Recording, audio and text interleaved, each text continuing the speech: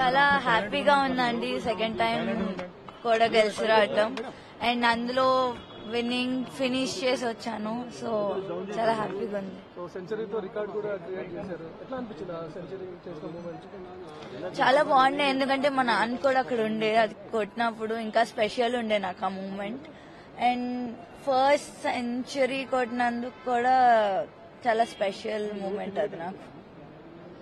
Last time కాస్త nervous feel అయిపోయినారు, నేను లాస్ట్ టైం అంత పర్ఫార్మెన్స్ షూట్ చేయలేకపోయినా అని చెప్పి, కానీ ఈసారి వరల్డ్ కప్ లో మొత్తం మీ పేరే వినిపించింది. సో లాస్ట్ టైం అంత ఆపర్చునిటీస్ రాలేదు, వచ్చినప్పుడు కూడా ఆడాను కానీ లాస్ట్ 3 runs ఉన్నప్పుడు అవుట్ అయ్యాను ఫైనల్స్ లో. ఈసారి వాట్ ఎవర్ ఐ గాట్ నేను నా బెస్ట్ ఇవ్వాలనుకున్నా ఇచ్చాను, ప్లస్ ఆ ఫైనల్ రన్ కూడా కొట్టి రావాలనుకున్నా సో నాట్ అవుట్ వచ్చా. నెక్స్ట్ టైం సీనియర్ టీమ్ లోకి ఎప్పుడు వెళ్తున్నారు? ఎప్పుడు పర్ఫార్మ్ మితాలీది ఆఫ్ కోర్స్ బికాజ్ ఆమెను చూస్తూ పెరిగాము సో ఎప్పుడు ఆమె ఉంటుంది. సో త్రిష గురించి ఈరోజు ఎంత మాట్లాడుతున్నారో, మీ ఫాదర్ కూడా అంతే ఫేమ్ అయిపోయారు. సో మీ ఫాదర్ గురించి నేను క్రికెట్ స్టార్ట్ చేసింది నాన్న వల్ల, అమ్మ నాన్న వల్ల. వాళ్ళు లేకపోతే నేను ఇక్కడ ఉండేదాన్ని కాదు.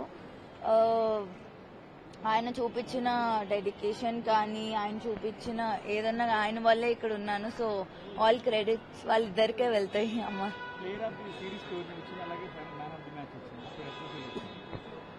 చాలా హ్యాపీగా ఉన్నానండి బికాజ్ లైక్ నేను ముందు చెప్పినట్టు లాస్ట్ టైం అంతా అంటే ఆపర్చునిటీస్ రాలేదు. ఈసారి వచ్చినప్పుడు చాలా నా బెస్ట్ ఇచ్చి ప్లేయర్ ఆఫ్ ద టోర్నమెంట్ అవ్వటం ఇంకా స్పెషల్ గా ఫీల్ అయ్యాను.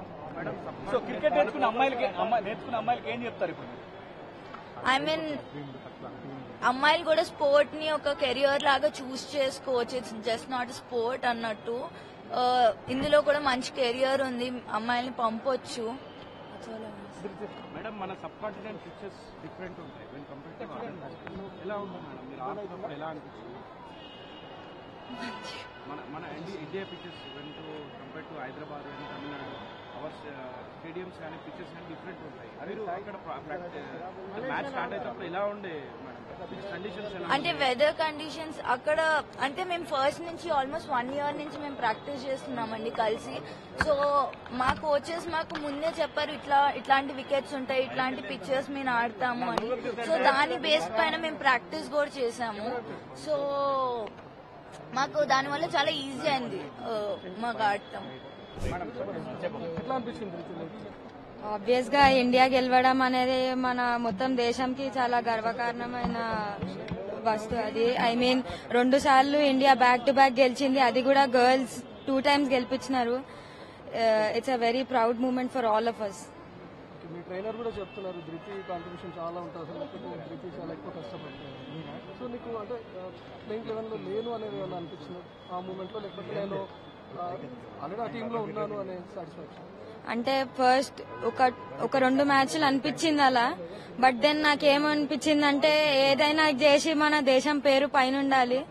సో ఫస్ట్ 2 matches కొంచెం లో అనిపించింది, కానీ దాని తర్వాత సపోర్ట్ స్టాఫ్ అందరు చాలా మంచిగా మాకు అర్థం చేపించి టీం అందరూ ఒకలాగా అనిపించింది. లైక్ ఎవరున్నారు ఎవరు లేనదని కాదు, మొత్తం 15 players ఆడుతున్న ఫీలింగ్ ఉండే. సో త్రిష కూడా ఫస్ట్ అంత పర్ఫార్మెన్స్ లేకపోయినా సెకండ్ వరల్డ్ కప్ అదరగొట్టింది. సో నెక్స్ట్ వరల్డ్ కప్ లో కూడా నీకు హోప్స్ ఉన్నాయి ఖచ్చితంగా? నెక్స్ట్ వరల్డ్ కప్ లో నేను definitely Trisha, I hope she will reach heights in her career. తను ఏదైతే ఏం చేస్తుందో I'm very sure she will reach and I'm very proud of her. చాలా గ్రిట్ తో ఆడింది తను అండ్ చాలా కష్టపడుతుంది తను. So very proud of her.